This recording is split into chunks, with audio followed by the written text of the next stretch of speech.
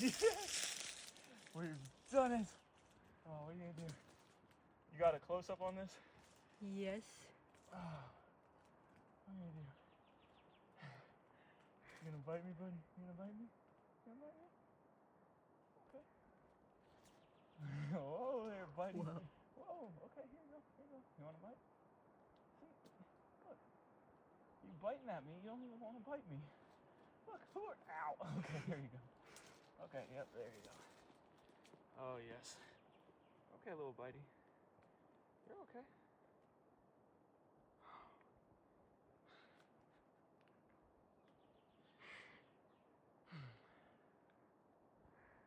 2 days of work, long hours, hot days, like 6 different spots, hours and hours of driving all over the island have just paid off, because this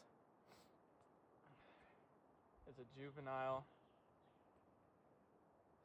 Cyprus Whip Snake, or Hierophis cypriensis. So this was probably maybe not the most scientifically significant, but certainly the most iconic snake that we could find on this island, because, as I mentioned before, Cyprus Whip Snake is an endemic species, and actually the only truly endemic species to the island of Cyprus. The other snakes here that only live on Cyprus are subspecies of other common species, like the blunt-nosed vipers, but these guys are full species unto themselves, only found in the Troodos Mountains on Cyprus.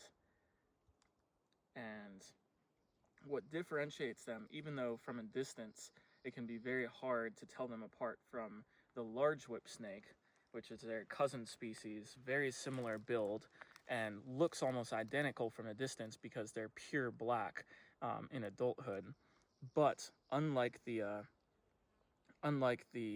large whip snakes here, these guys, as you can see, this is a juvenile, this is not an adult, and he's already got his adult coloring. So unlike the other whip snakes, which have radically different color morphs between youth and adulthood, these guys actually keep the same colors for the most part. So even though they get a little bit darker as adults, they mostly keep this, dark black, kind of speckled white with a lighter underbelly.